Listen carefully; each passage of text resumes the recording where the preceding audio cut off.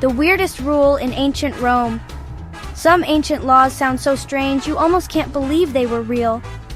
Imagine getting into serious trouble just for wearing purple. Not for stealing, not for fighting, just for your choice of color.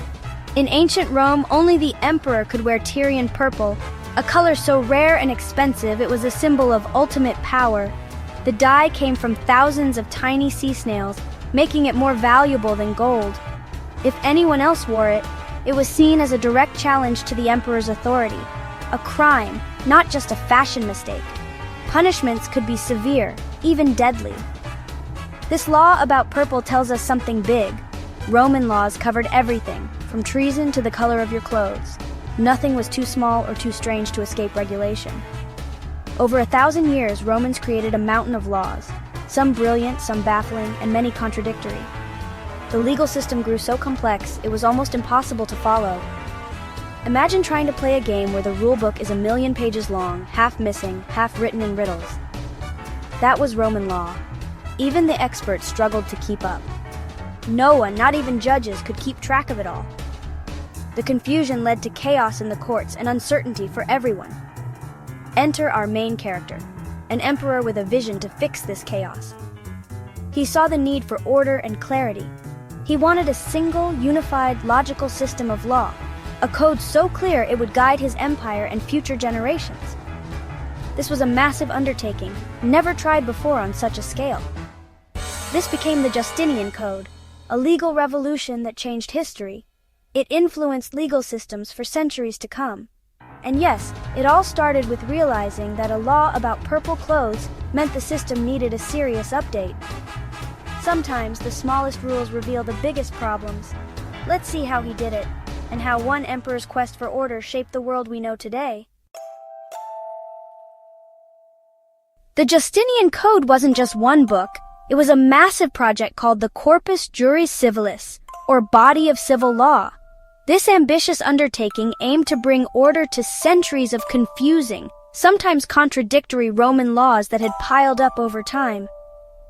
Think of it as a 4-part encyclopedia of Roman law, created in the 6th century CE for the Byzantine Empire. It was designed to be the ultimate reference for anyone who needed to understand the rules that govern daily life, from judges to ordinary citizens. The first part, the Codex Justinianus, collected all the relevant imperial laws, organized and updated for clarity. It was like a master list, making sure everyone was on the same page about what the law actually said. Next came the Digest, a collection of the best legal opinions and interpretations from Rome's greatest jurists, a legal greatest hits. This section helped explain how laws should be applied in real-life situations, drawing on centuries of expert thinking. The Institutes was a simple textbook for law students, explaining the basics of the system.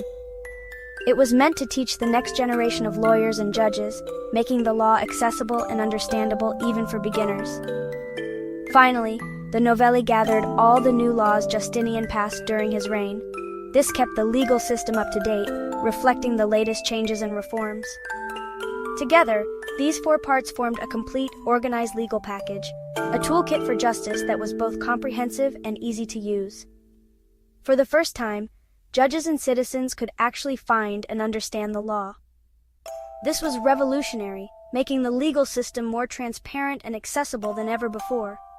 It was a legal spring cleaning that made justice more predictable and fair, sweeping away confusion and inconsistency.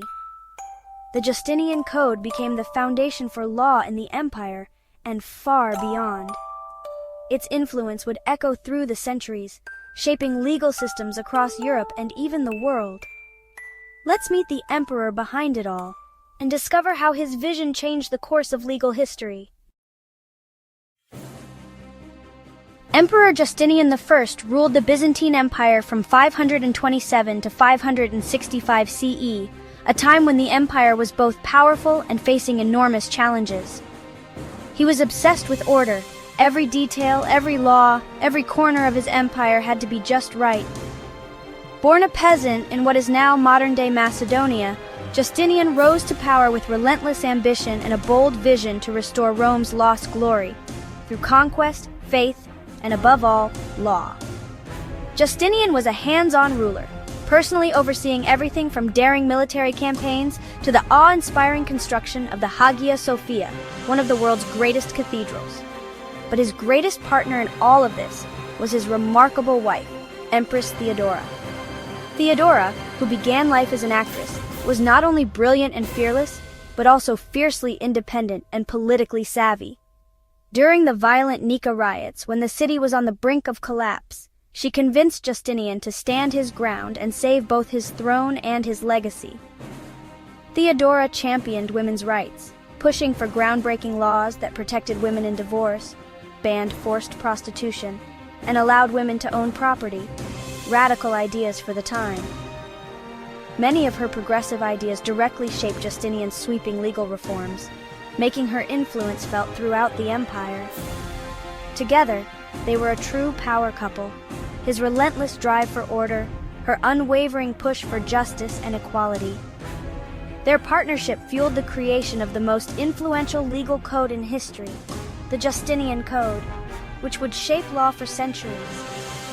But why did Justinian need to clean up the law in the first place? The answer lies in the chaos and confusion of centuries-old, tangled legal traditions. By Justinian's time, Roman law was a tangled mess.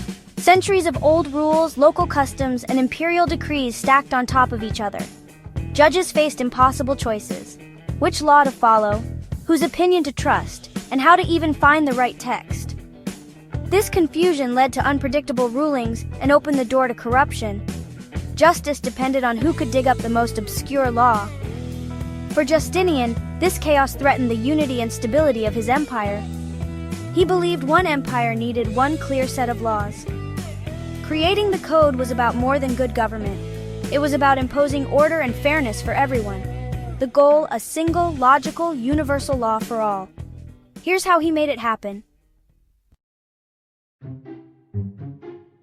Justinian moved fast. In 528 CE, he appointed a team led by Tribonian to overhaul the law. Their mission: sift through centuries of imperial edicts, toss out contradictions, and organize the rest. In just over a year, they produced the Codex Justinianus, a legal miracle of editing and efficiency. Next, they tackled the Digest, condensing 3 million lines of legal commentary from Rome's greatest jurists into a single, organized work. The Institutes followed, a clear textbook for new lawyers. The result? The Corpus Juris Civilis, a complete legal system built for clarity and justice. It was a monumental achievement, one that preserved the best of Roman law for future generations. Justinian's team didn't just copy old laws, they created a new harmonious whole. The code became the gold standard for legal systems everywhere. But what made it truly revolutionary? The Justinian Code introduced ideas that still shape justice today. Most important, innocent until proven guilty. The burden of proof was on the accuser, not the accused, a radical shift for the ancient world. The code demanded evidence and rational judgment, not superstition or trial by ordeal. Judges were expected to weigh facts and testimony, not rely on divine signs. These principles protected individuals from baseless accusations and abuse of power. The code also insisted on clear written laws and fair procedures.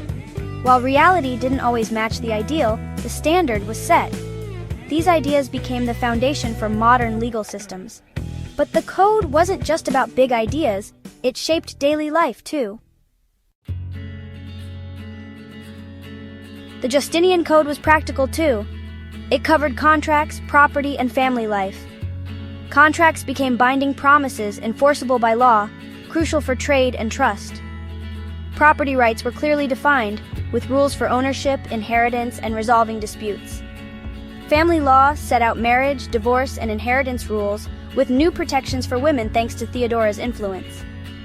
The code replaced confusion with clarity, making society more stable and fair. Ordinary people could understand their rights and obligations. It was a guide for living in a complex world, not just a book for lawyers. The code's logic and order made life more predictable for everyone.